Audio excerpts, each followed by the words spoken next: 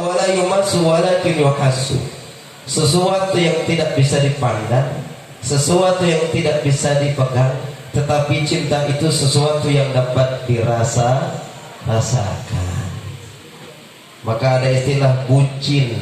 Apa bucin? Budak cinta. Cinta kepada siapa? Yang pertama, cinta kepada Allah, cinta kepada Rasul, dan cinta kepada kedua orang tua kita. Pertanyaan kita, apakah kita cinta kepada Allah? Ibu cinta kepada Allah? Cinta. Bapak cinta kepada Allah? Apakah kita kalau ditanya apakah cinta kepada Allah, kita akan jawab cinta kepada Allah. Kalau cinta kepada Allah, maka masjid tidak ada yang kosong. Kalau cinta kepada Allah, Al-Quran akan dibaca. Kalau cinta kepada Allah, setiap saat petik tasbih zikir kepadanya. Kalau cinta kepada Allah, yang punya harta diberikan di jalan Allah. Kalau cinta kepada Allah, lisannya akan ditahan daripada yang murkanya Allah. Itu namanya cinta kepada Allah. Cuma kita ngomong cinta kepada Allah sebatas lisan. Perbuatan kita jauh dari cinta kepada Allah. Betul. Sholat sehari berapa sih? 5 kan? 5 waktu. Sehari semalam 5 waktu. Banyak gak orang yang gagal sholat? Nah, ada yang sholat? Ada. Tapi banyak gak yang telat waktunya? Banyak. Ada gak yang sholatnya sisa-sisa dagang, sisa-sisa ngobrol, bahkan sisa-sisa mancing? Ada. Ada gak yang sisa-sisa sholatnya itu dia baru sholat, sisa-sisa ngegosip, digosok makin? Masya Allah, ada begitu. Katanya cinta kepada Allah, sholatnya belentang-belentong. Subuh kesiangan, zuhur di perjalanan, asar kesorean, maghrib kecapean, isya ketik. Oh, ngaku kata cinta sama Allah. Subuh jam 8 pagi. Mana ada jam 9 pagi itu. Kata mah bagian G, yang penting subuh sekalian sama sholat duha. Oh, kata Allah, model apa itu? Apalagi ibu-ibu mah, Masya Allah zaman sekarang lebih resep lihat si Andin ketika mau sholat isya. Target dulu, sinetron dulu. Itu gimana lanjutnya? Si Andin sama si Al. Nah nanti ketinggalan. Itu sholat isya bisa diundur, ntar kelar jam 10-an baru udah sholat isya. Benar bu? Ninggalin sholat gara-gara si Andin. Naudzubillah. Jangan sekali-kali kita ninggalin sholat. Jangan sekali-kali kita ngulur-ngulur sholat. Jangan sekali-kali kita mempermainkan waktu sholat dikarenakan urusan kita pribadi, urusan nafsu, urusan yang lain-lain. Tetapi dari maulid inilah tumbuhkan rasa cinta kepada Allah dengan menjalankan perintah Allah. Sholat itu perkara yang bukan yang penting. Sholat dibuang jauh-jauh nih. Lu udah sholat tar 2:30. Kok 2:30? Udah urusan banyak, arisan ini, kita mau ketemu teman-teman reunian. Lah ngapa 2:30 sholat? Yang penting sholat. Ibu-ibu makan cakep-cakep pakai kerudung panjang, pakai mukena. Kalau anak-anak muda zaman sekarang, Masya Allah, pakai pakaiannya merecet, ketat. Padahal pakai pakaian ketat mah bukan hanya arok untuk ibu-ibu, laki-laki juga jangan terlalu ketat kalau pakai celana, pakai baju. Zaman sekarang anak muda pakai bajunya jangkis-jangkis, ketat-ketat, kecil-kecil. Padahal badannya udah kayak kodok baca. Lah pakai celana kedodoran, setengah paha. Kan begitu pakai celana lepis. Pakai bajunya kekecilan, lah naik ke atas, di atas pusar, sholat. Coba. Lagi masih berdiri mah aman. Pas ruku, pas sujud, tahiyat akhir, begini. Itu celengan burik kelihatan jelas. Coba. Lah sholat model begitu, apa katanya? Yang penting sholat. Lah kalau kita ngaji fikih mah kagak sah, kagak kelihatan auratnya. Mending putih makan ada melihatnya. Lah burik hitam di depan mata kita tahiyat asyhadu jerah. Bocah ya. Gitu, mak paling kesel banget ibu kenanya salat kadang lagi nongkrong bareng itu, masya Allah, orang tuh pengen nipuk baik, pengen nyalain pakai aku dah situ dah. Jadi bukan yang penting sholat, ya. Khususnya ibu. Idza sholatil mar'atu khamsah, yang namanya perempuan itu yang dikatakan soleha itu senantiasa menjaga sholat, ya bu. Sholat 5 waktu. Jangan sampai enggak kita hidup di dunia tidak mengerjakan sholat. Jadikan sholat itu suatu yang penting daripada segala sesuatu yang kita anggap penting. Istimewakan sholat, istimewakan perintah Allah. Kalau kita pengen hidup diistimewakan, diberikan kemudahan oleh Allah Subhanahu wa ta'ala. Waktu, tepat waktu. Kalau sudah azan ibu ya tinggalin pekerjaan, buka itu sajadah, siapkan mukena, ambil air wudu. Karena biasanya mohon maaf, kalau sudah ada pekerjaan kita ulul-ulul waktu sholat, itu biasanya sholatnya pasti di ujung. Antar baru azan, gua gosok dulu, wajan udah kelar, udah mau komat tuh, pindah kerjaan, habis gosok nyuci, habis nyuci ngepel, nyapu, ya. Anak modal cebokin, tahu-tahu mau sholat zuhur 2:30, tuh model kita. Maka dari pertemuan maulid ini adalah tumbuhkan rasa cinta kepada Allah, rasa butuh kepada Allah, bahwa Allahu Somad, tempat bergantung, gak ada tempat yang bergantung melainkan bergantung kepada Allah. Romannya gantungnya sama suami mulu. Kalau suami kagak ada, bingung. Kalau suami kagak kerja, bingung. Padahal ibu dulu masih perawat, kagak ada suami, kagak bingung. Giliran ada suami tambah bingung. Apalagi 2 tahun kesini, masya Allah, ada yang di PHK, usaha kagak lancar.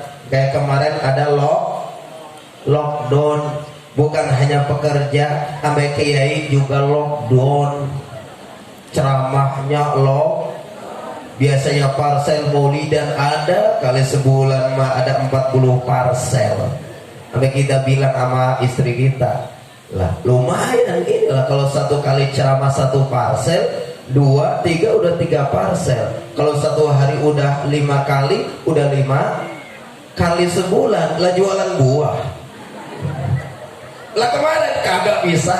Undangan maulid udah banyak, ada 30 panggung, gagal semua. Masya Allah. Mudah-mudahan ini dengan sebab maulid Allah hilangkan penyakit kita, amin. Penyakit zahir maupun batin. Yang kagak rajin sholat, mudah-mudahan doyan sholat, amin. Yang belum merasakan kenikmatan awal waktu, mudah-mudahan tepat waktu. Dahulukan perintah Allah. Kalau pengen keperluan kita didahulukan oleh Allah Subhanahu wa ta'ala. Yang pertama, Yang kedua, cinta kepada baginda Nabi Muhammad kurang kompak. Cinta kepada baginda Nabi Muhammad sallallahu alaihi wasallam. Ibu, Bu, masih ada? Masih hidup? Cinta kepada baginda Nabi, kata baginda Nabi, cukup dikatakan orang itu pelit, medit, ya, bin putut, ya, medit, pelit, koret, lagi, pantat kuning, buntut gasiran, cap jahe, merek, he. Siapa dia? Yang paling pelit, kata baginda Nabi, yang paling kikir, bakhil adalah orang yang disebut namaku tapi tidak mau bersolawat atasku. Jangan sampai kita dibilang orang pelit nih. Maka kalau mendengar baginda Nabi, solawat yang semangat, insya. Yang kedua, kita cinta kepada baginda Nabi Muhammad sallallahu alaihi wasallam. Ibu kenal baginda Nabi, Bu? Kenal? Kenal di mana? Kenal di mana? Ada nyeletuk kata kenal di pasar Pamor puasa. Lah, siapa itu? Cinta kepada Nabi, cinta. Kenal belum?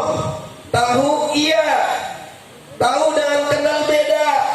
Kita jauh berabad-abad dengan baginda Rasul. Bagaimana rasa cinta kepada baginda Nabi? Tidak lain dan tidak bukan hadir pada saat seperti ini akan menumbuhkan cinta kepada baginda Nabi Muhammad sallallahu alaihi wasallam. Ada istilahnya begini, ya, coba nanti bilang cakep ya.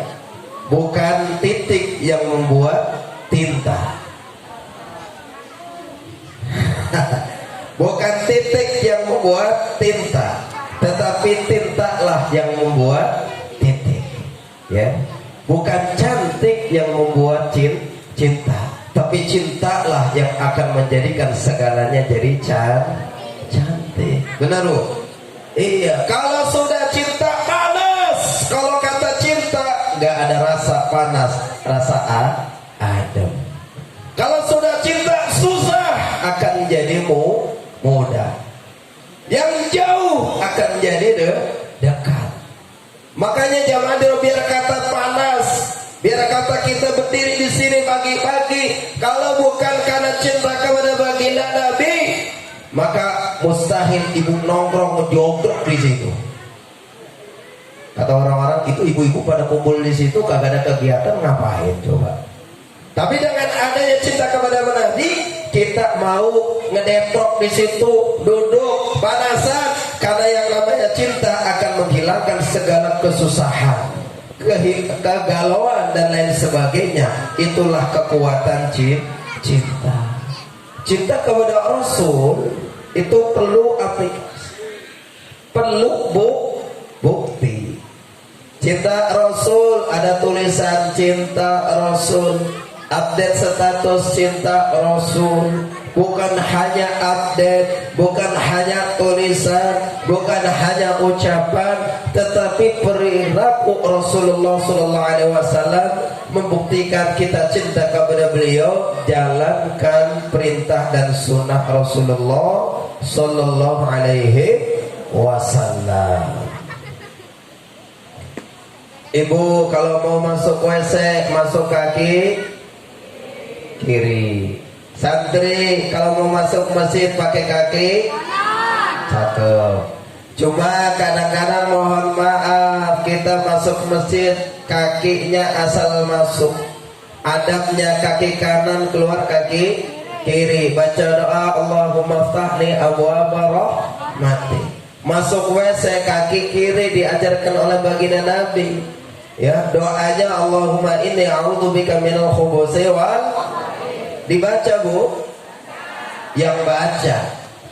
Kalau perut udah mules, ditobrak itu pintu WC, jeger, boro-boro masuk kaki kiri, loncat. Masuk WC ada doanya, ada tapi sering lupa. Bobo tidur, biar kata ibu tidur sendiri, tidur sama anak, tidur sama laki. Tidur itu ada doanya, dibaca kagak sempat. Laki sama bini, mohon maaf, kita berkumpul berdoaan, ya. Kemudian ada rasa cinta, kemudian kita berhubungan, itu ada doanya. Sempat dibaca, kagak kober, kagak kober. Jamaah dirahmati Allah Subhanahu wa taala, membuktikan cinta sebenarnya kelakuan kita sama dengan kelakuan baginda Nabi. Ikutin semabuki kita. Dari surah, sirah, sarirah. Surah itu perjalanan baginda Nabi. Maaf, sirah perjalanan baginda Nabi.